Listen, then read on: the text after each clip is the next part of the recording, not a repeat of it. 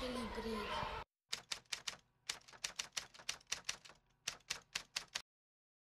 So it's hard and your chest, like, it's just gonna collapse. There was a definite association between environmental pollution and the change in lung function of the children. I have been taken in hospital 2-3 times. What happened with settlers was a clear example of how communities had to monitor in order to prove their case, and that shouldn't have to happen. They put me on, they gave me a lumbar punch to take out the fluids and stuff, but I still have asthma. In fact, a scientific study done for the first time in 2002 showed that the learners at the Settler School Primary School, right here, where we are, right here. The Settler School Primary School, 54% of the learners and educators out of 100% had asthma. That's amongst the highest findings that we've been able to find reported in the literature. So if you look at studies elsewhere, worldwide, they haven't been as high as that. That study was not peer-reviewed for a start, so I think it's dangerous to quote it. I think that's an inappropriate response. I think the industry have had a number of their technical experts review the study. No one has come up to us and said, you know what, there's a major flaw in the methodology, and because of this flaw the results are invalid. The fact that we've not had that response. Remember that the study was done, a draft report was circulated to all stakeholders with a clear view of saying, if you have a problem, come back to us. Tell us what are the problems, and we will review this before we put out a final report. And we gave them, I think, a 3-month period in which to do that. No one came back. And we did. And you did? We did. And what was the comparison? Well, it hasn't been finalised. There isn't a final report. And the draft report is being used as though it's final. It's the same stunt that SAPREF pulled with us on the comparative report. When we gave SAPREF the comparative report and said, please comment in this time, they never commented. And the comparative report came out. It was too late for them to comment, and they made a big noise. So we're confident of the results, and we have no doubt that it would go quite easily through the peer review process. It's a convenient way to undermine a diplomatic process and a democratic process. All the stakeholders were very keen that a study should take place. But here's the funny thing. In the time period the study was done, there actually were no exceedances at all. On one hand, while the companies were saying, yay, we told you so, our levels are low, our response to that was, that may be the case, but what we actually were showing in the study was that even at these lower levels, these children were having substantial effects. Those impacts are occurring at much lower levels than we previously expected. So therefore the standards need to be reviewed. We had numerous incidents of gassing in the school. And when these unpleasant odors permeate into the classrooms, children start coughing and their chests become tight. And those who were already asthmatic, their asthma was aggravated because of these unpleasant odors. SAPREF, together with Engine, have given funds to be used specifically for the nebulizing clinic. They have to introduce legislation to hold them accountable. They have been here on numerous occasions when pupils were gassed and educators were traumatized. In fact, 2 educators on one occasion were admitted to St. Augustine's Hospital for treatment. So it is cause for concern, and it's like a time bomb waiting to explode. If you look at the efficiency of delivery of these services for air quality management, it's been fairly rapid. The multi-point plan was announced in the year 2000.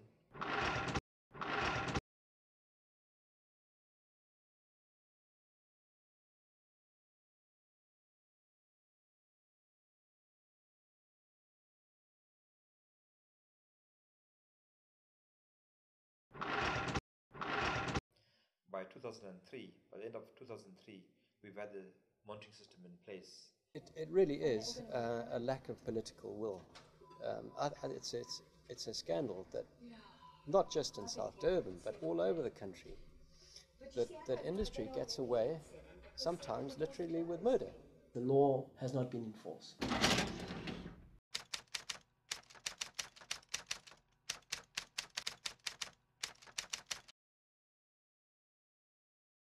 You know, and on the environmental side, I tell you what, the expectations on this facility, there's very little difference to the expectations that are placed on a facility like this in the States or in Europe. They would not dare operate in Europe the way they operate here. I know that I've been in Europe, I've traveled, I've been to Denmark twice. You're referring to the Danish report here about refining, and frankly that is a dangerous report. Okay, it's a biased report, it's full of inaccuracies, and we pointed them out at the time. The refineries that you're comparing there you're not comparing apples with apples. What we are comparing is apples to apples with regards to management. And I think let's look at Wayne and his management rather than his failing infrastructure and his failing pipelines. You cannot take a topping reforming refinery, a very simple refinery like the ones in Denmark, and compare it to a very complex refinery like the one that you have here. Yes, there might be different refineries. I am not saying that that's not an issue. At the end of the day, we have to look at why in those situations we have refineries operating and developed in the manner they are, so that they obviously are much cleaner than the refineries in the south. That's the question we should be asking.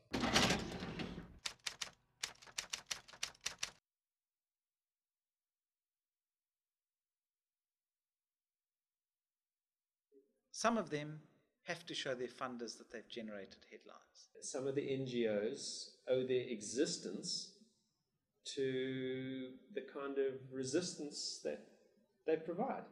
You know, and I think there's a place for NGOs. I think they're part of the process that helps things get better. But I also think from time to time they go a little overboard. They are having the incidents regularly. They are having the big fires. Workers die at their plants. We don't create deaths of workers. We don't create burns when workers have to sit in hospital for months on end. It's them, it's not us. We're not embellishing what happens. If we were embellishing what happens, wouldn't the oil refineries have taken groundwork to court?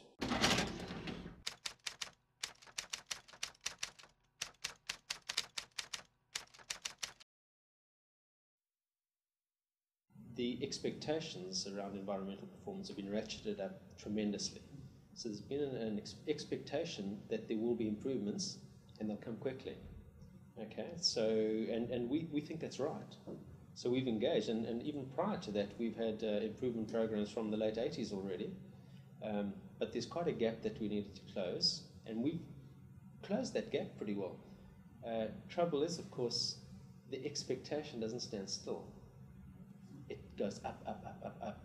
And I'll be honest with you, from time to time we battle to keep up with that.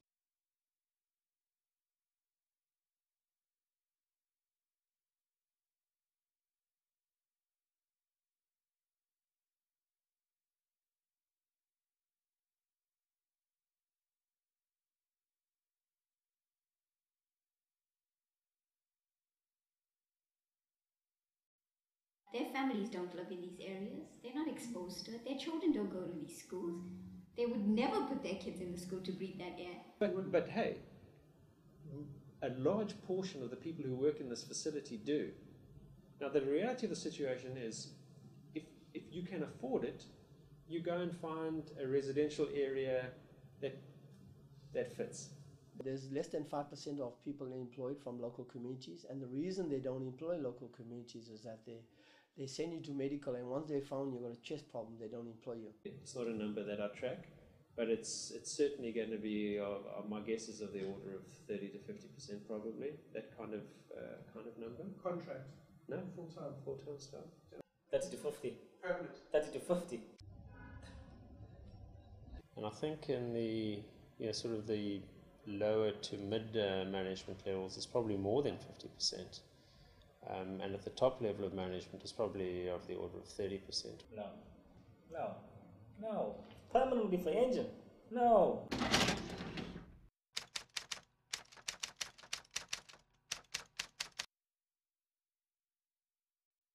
at around 2 o'clock in the morning, the pushing out the engine pollution. and mondies, which one of them is releasing their gases at that time. And they normally sleep with the window open because they know of the heat, and it just gets him and he gets in any sleep. That's not true. You see, they were instructed whenever there was a flood or one of these storms to go and open up their effluents and release it into the canals. And I've heard that comment as well. No, at night the guys change their operation. The reality is that you don't do that. Fortunately, I live in Winton, so I can tell you that that's factual. 2, 3 o'clock in the morning, you get up and I can't breathe. I really can't breathe. If we were to say to our operators, guys, during the day you do one thing and at night you do a different thing, how do you think we could ever get their mindset right about environmental issues? Between 12 and 3 o'clock, those are the times that they do their dirty work. For a start, it's outside of our value system to go and do that. And, you know, if we say we're committed to environmental performance, over time, people will understand whether we are serious about that or not. There was an incident where they had released raw VOCs from engine. And I mean, these are incidents that are part of monitoring and management in the company. We have an improvement program for the facility, even from where we are now, and we've made significant improvements already that many other organisations have not made. I'm not comparing ourselves to the refineries, I'm talking about other industrial sources as well. But that doesn't mean we're going to stop there.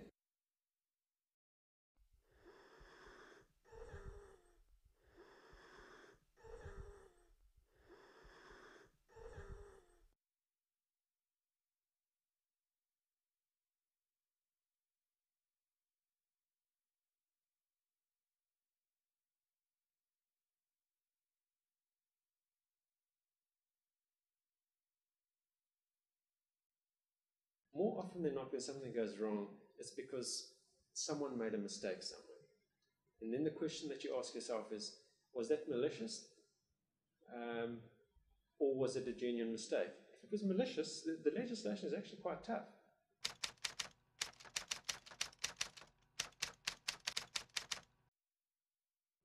And we had a spill the other day. Someone made a mistake. When things go wrong, it's never one thing that goes wrong. There's always a collection of things that go wrong, okay?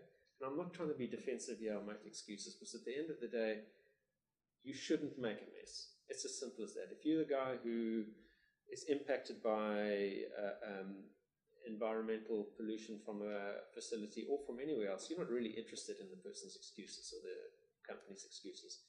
Are there times when things go wrong? The answer is yes, they do. But you know, and I can't speak for SAPRIF, but I can certainly talk for ourselves. We do make a mess from time to time. But gee, that's not because we want to go and make a mess or because we don't care. And, you know, when we make a mess, we say so. Now, at the time, you know it's going to be pain. But funny enough, that's part of the process of actually getting better.